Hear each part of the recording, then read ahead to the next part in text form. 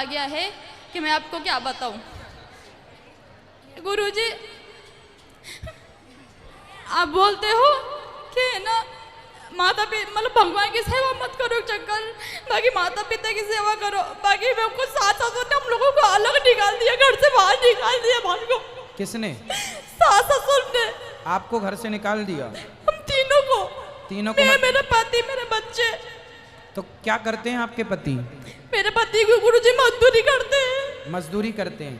तो पिता ने क्यों निकाल दिया? ससुर जी ने निकाल दिया। गुरुजी बोले हमको जरूरत नहीं है तुम्हारी। बोले तो और भी बेटे हैं उनके? हाँ, 2 भाई है और 2 बहनें हैं। बाकी छोटों वाले को ना अच्छे से रखते हैं वो। बाकी गुरुजी मेरे शादी को 14 साल हो गए। बाकी मैंने ना उनको ना कभी गलत शब्द नहीं बोले। मैंने उनको ना मेरे माँ बाप ही माने हैं। मैंने कुछ माता पिता ऐसे होते हैं कि बड़े बेटों को कम प्यार करते हैं, छोटों को ज्यादा। कई बार ऐसा होता है। सबसे ज्यादा नुकसान में कौन सा बेटा होता है? मंझला। और गुरुजी या तो बड़ा लाडला होगा या छोटा। गुरुजी मंझला जाए बट्टे खाते में। तो ये माँ बाप का एक तो इतने बच्चे पैदा नहीं करना चाहिए, और जब करो तो फिर प्यार बराबर रखो। गुरुजी हमें ना 5:30 बजे उठ जाते हैं। बाकी हमारा जो माता ये पिता है। कई बार बच्चे गलत नहीं होते, कई बार किसी केस में माँ बाप गलत होते हैं। तो जब बच्चे गलत करते हैं माँ बाप के साथ तो वो पाप के भागीदार होते हैं, और जब माँ बाप बच्चों के साथ गलत करते हैं तो माँ बाप भी पाप के भागीदार होते हैं। और मैंने उनको ही अपना माता पिता माना था, बाकी उन्होंने मेरी कदर नहीं करी। मैंने गुरुजी मैंने आज तक उनको गलत नहीं बोला। मैंने मेरे माता पिता ही माने। आप इतना परेशान ना हो, पति से कहो मेहनत करें, अपना कमाओ खाओ। गुरुजी ऐसा हुआ कि क्या बोला, ससुर बोलते हैं कि बोले बेटा इसके पापा को कि बेटा अपन शादी करते हैं नंदन की भांजी की शादी करी। गुरुजी मेरे पति है ना ब्याज से पैसे लेके आए 10% के। बाकी ना ये बोलते हैं कि दोनों मतलब कर्जा चुक जाएगा ना जब तक कोई अलग अलग नहीं होंगे। बाकी है ना पूरा कर्जा हमारे पे सौंप दिया और है ना छोटे वाले बेटे का कर्जा चुका दिया। बाकी आज ऐसी स्थिति हो गई गुरुजी कि हमारे घर पे कोई नहीं आता, एक बच्चा नहीं आता है। 6 महीने हो गए बात को। ये तो अपमान करके हमारा निकाला है घर से। बाकी मैंने है ना। तो अभी कहाँ रहते हैं आप? मैं यहाँ रहती हूँ गुरुजी, मैं परदेसी पूरा रहती हूँ गुरुजी, किराए से रहती हूँ मैं। किराए से? और मैं ना स्कूल में बच्चों की सेवा करती हूँ, नर्सरी क्लास के बच्चों की। तो आप मेहनत करो, पति भी मेहनत करें, पैसे जोड़ो, और देखो समय सबका बदलता है, चिंता ना करो। आप भी एक दिन इतने सफल हो जाएंगे कि दुनिया देखिए कि हाँ आपने मेहनत करके सब बना लिया। और गुरुजी कोशिश करो, मेहनत करो। गुरुजी मैंने ना मेरा पति की भी सुबह 5:30 बजे उठती हूँ, गौशाला में जाती हूँ, गौ माता के चरण दबाती हूँ, चारा डालती हूँ मैं। हम दोनों हस्बैंड वाइफ। आप अपने धर्म के रास्ते पर चलते रहो, किसी का बुरा ना सोचो, भगवान आपके साथ हैं। बाकी गुरुजी हमने ये सोच लिया है कौरवों ने पांडवों को भी उनके भी सारा धन हड़प लिया और वनवास निकाल दिया, वनवास दे दिया। लेकिन क्या हुआ? भगवान किनका साथ दिए? उन्हीं का साथ दिए ना। इसलिए भगवान को पता है कि सही कौन है गलत कौन है। मैं इसके पापा को यही बोलती हूँ कि देखो अपने घर पे कोई नहीं आ रहा है ना, कोई अपन को नहीं मतलब है किसी से। अपन भगवान में ध्यान लगाओ, उनको अपना परिवार मानो। अपन हाँ अपनी स्थिति सही होगी ना तो ऑटोमेटिक खुद अपने करने आएंगे। सुनो, लोग घर में किसके घर आते हैं? जिसके घर कुछ होता है, पैसा होता है। आपने गीत सुना होगा, सुख के सब साथी दुख में ना कोई, मेरे राम मेरे राम। तो मेरे राम मेरे हर समय संग हैं। ये दुनिया तो सुख दुख में अपने रंग बदल लेती है, भगवान कभी रंग नहीं बदलते। और गुरुजी मैंने मेरी देरानी ने मेरे देवर ने मेरे को इतने गंदे गंदे शब्द बोले सब हैं। भूल जाओ, इससे कोई लाभ है?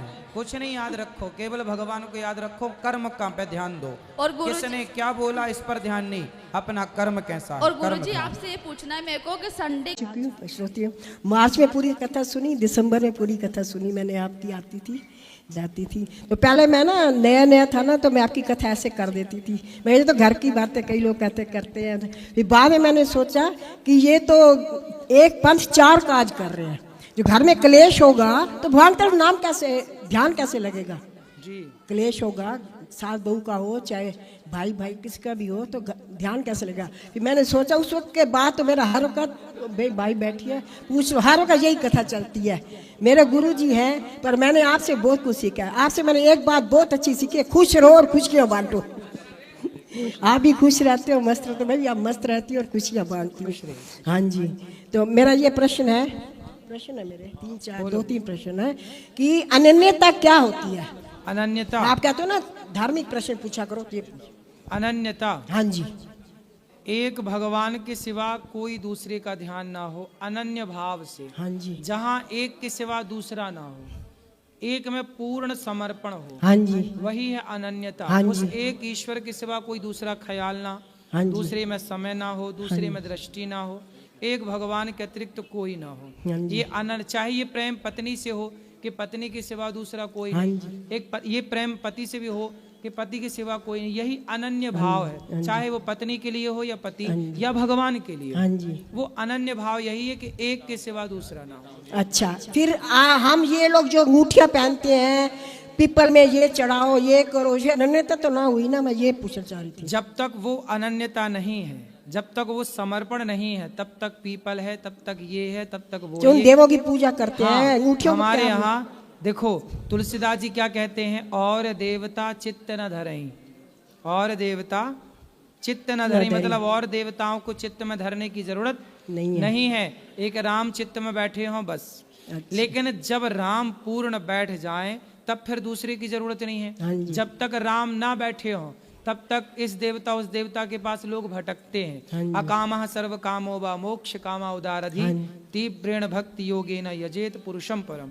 एक ईश्वर के प्रति तीव्र भक्ति हो, अनन्य प्रेम हो, तो दूसरे देवी देवता अपने आप छूट जाते हैं। हाँ जी, तो दूसरे देवी देवता तब तक लोग करते हैं जब तक उन्हें अपने इष्ट में, अपने ईश्वर में अनन्यता नहीं आती। जो दूसरों से जुड़े हैं हाँ जी। अन्य देवी देवताओं के चक्कर में, मतलब इनके भीतर अभी अनन्यता है नहीं है। जब एक ईश्वर के प्रति अनन्य भाव होगा, समर्पण होगा, तो दूसरे की कोई चाह ही ये अंगूठियाँ जो पहनते हैं सब, ये इससे फायदा होता अंगूठियां है? जो होती हैं यह अपना कार्य करती हैं। अच्छा। जैसे कि जो राशि है जिसकी, यदि वो उस अंगूठी को धारण कर उस राशि के रत्न को, ये पत्थर है एक प्रकार का, अंगूठी क्या है, एक पत्थर है, और वो पत्थर क्या करता है कि वो पूरे प्रकाश को इकट्ठा करता है और वो पूरी एनर्जी आपको दे देता है।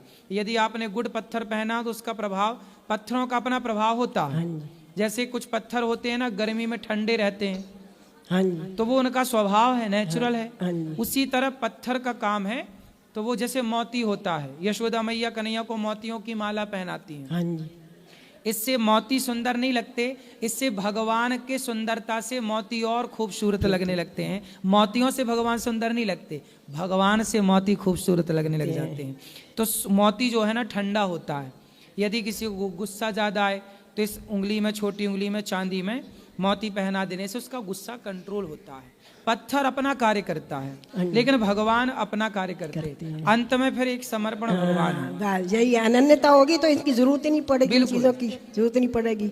अच्छा गुरुजी, दूसरा प्रश्न है कि मौन कैसे होता है और क्या कहते हैं मौन को, कैसे होता है? मौन, हाँ जी, मौन का क्या मतलब है? मौन, हाँ जी, मौन का मतलब है कि आप बस एक भगवान का स्मरण करें, जब भी बोलें सत्य बोलें, अच्छा, जब भी बोलें सत्य बोलें, सब पर दया के भाव से बोलें और सदा भगवान का नाम बोलें। आप खूब नाम जप रहे हैं और सदा सत्य बोल रहे हैं तो आपका मौन व्रत ही है। अच्छा, चुप रहने का नाम मौन नहीं है, सत्य बोलना और सदा भगवान नाम ही वाणी पर हो, यही मौन है। अच्छा।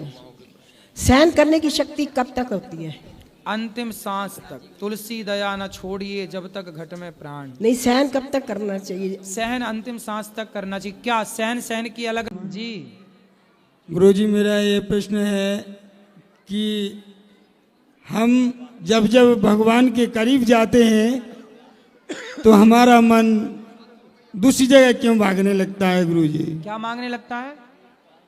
हम जब ठाकुर जी की तरफ अपना दिल बढ़ाते हैं हृदय से, हाँ, तो हमारा और दूसरा मन भी ये कहता है ये कहो वो करो, यहाँ चलो वहाँ चलो, क्या करें गुरुजी? कोई बात नहीं, मन जब भगवान की तरफ जाए तो बाकी तरफ मन जाने का प्रयास करे, तो आप मन को रोको, समझाओ, मन पे कंट्रोल आपको ही करना पड़ेगा ना।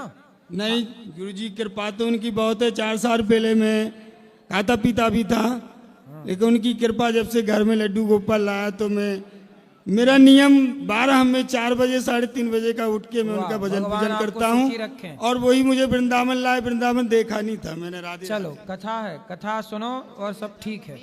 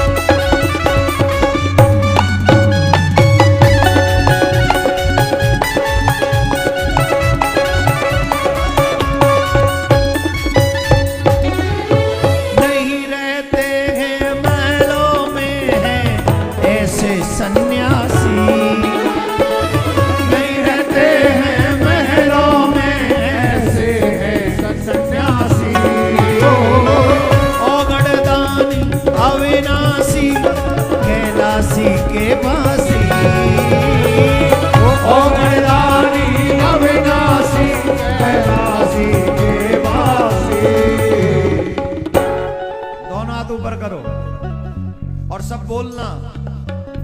हमारी दुनिया, हमारी दुनिया, हमारी दुनिया और घर बार हमारे भोले भंडारी। हमारी दुनिया और घर बार हमारे भोले भंडारी। कर देंगे नैया पार हमारे भोले भंडारी। कर देंगे नैया पार हमारे भोले भंडारी।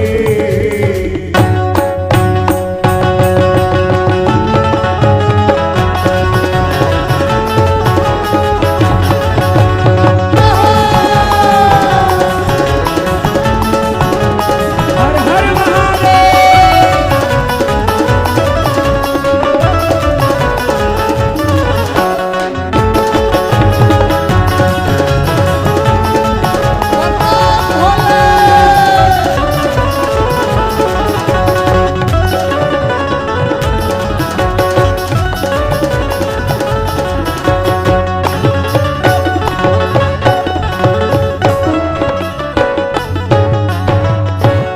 नमः पार्वती पते हर हर महादेव।